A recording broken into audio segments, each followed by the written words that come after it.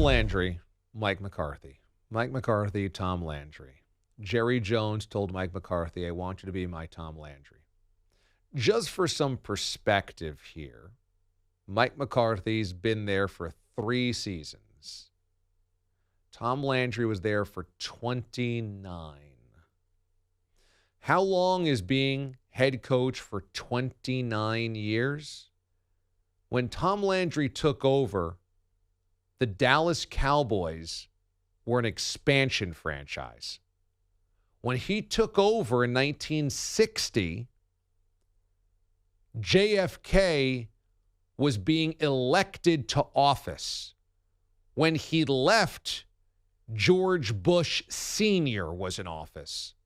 That's a span, 1960 through 1988.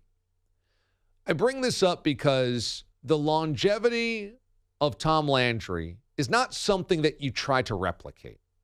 It's not something you even dream of replicating because it can't happen. Look at even Bill Belichick. He's been there forever, right? I mean, can you remember the Patriots prior to Bill Belichick? He's been there 23 years. He'd have to be there for another 6 to just match Tom Landry.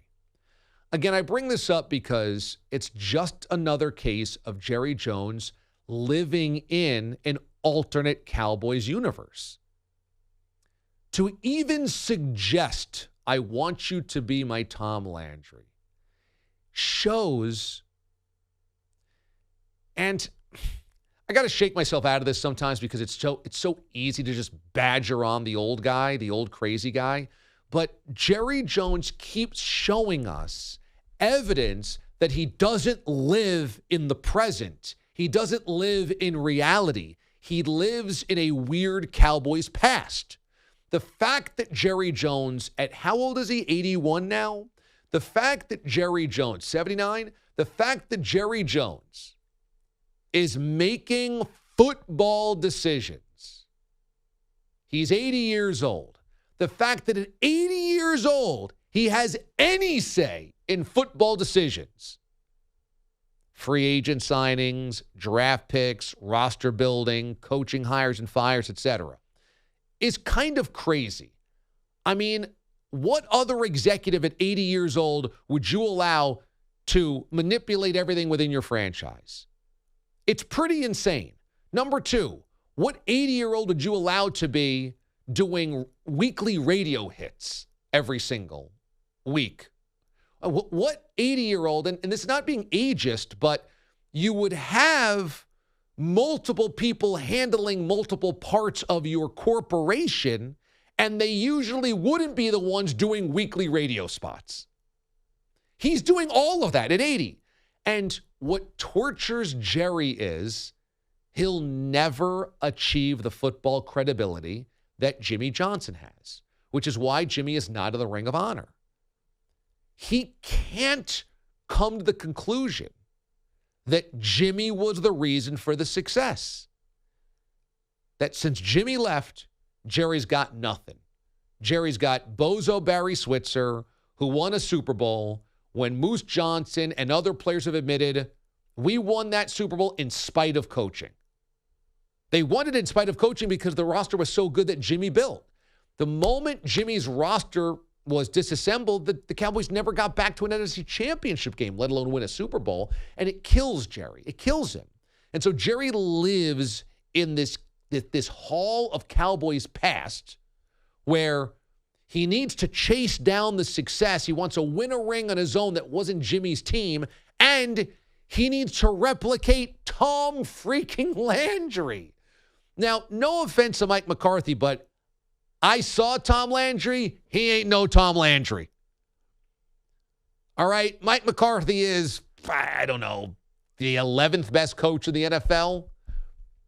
I mean, where would you rank Mike McCarthy in terms of your NFL head coaching draft?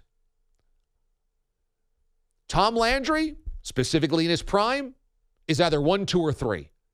It's Chuck Noll, Tom Landry, Don Shula in some order in their primes. If you did the NFL coaching draft of 1974, It's one of those three guys, and the top three just is set. Mike McCarthy ain't that. Also, Mike McCarthy doesn't have 29 years of staying power at this point in time. And as I read the story, I just said, oh, my God, Jerry, why would you even say that to a guy that's in year 3? I want you to be my Tom Landry. Number one, no offense to Jerry Jones. It's going to sound like that. But he ain't living long enough to see a guy match Tom Landry. So it's 26 years from now. We've got a 106-year-old Jerry Jones being propped up in the luxury suite like Bernie Lomax. The rest of his nose will have fallen off. They put sunglasses on his head. His nose falls off. He's got even more liver spots all over him. And suddenly he's still, we're watching in 2048, Mike McCarthy coach the Cowboys. I mean, let's get real. Like, just even invoking the name Tom Landry shows that Jerry is so out of touch. So out of touch. But then I read the story more, and I didn't realize this. He told Jason Garrett this. He told Jason Garrett, I want you to be my Tom Landry. You want to know why Jason Garrett lasted so long, even though he never won anything, is because Jerry was hoping that he was like a Hall of Fame head coach and was like, we can't get to 29 years if you don't get to 8. So he just kept bringing him back. I mean, it's sad and pathetic, and I would feel bad for the Cowboys if it wasn't the Cowboys. You know, if this was like the Lions or the Browns or something, I'd really feel bad. But, I mean, I don't. I mean, Jerry's just unbelievably wealthy, visionary business-wise, a great marketer, but football, I mean, he's a buffoon football-wise. He's a buffoon, total buffoon. And he doesn't live in reality. He's getting farther and farther away. I mean, so you're a Cowboys fan. I mean, the harsh reality is you got to wait till this guy croaks. I mean, and that's the only hope. He wants Mike McCarthy to be his Tom Landry. I mean, it's just sad at this point. I don't even want to make fun of him, even though this entire 11-minute segment I have been. I don't even want to because it's so pathetic. I mean, could you imagine looking at Mike McCarthy and going, I want you to be my Tom Landry after you told Jason Garrett the same thing? He uses the same line on every new girlfriend, right? Look at these two guys. Jerry Jones has hired 8 coaches since Jimmy Johnson. He wants them all to be Tom Landry. It's unbelievable.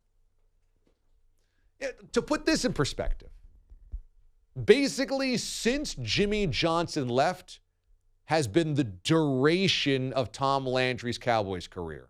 And in that time, they've had 8 coaches. And nobody in the Cowboys making tacos. McCarthy's eating them.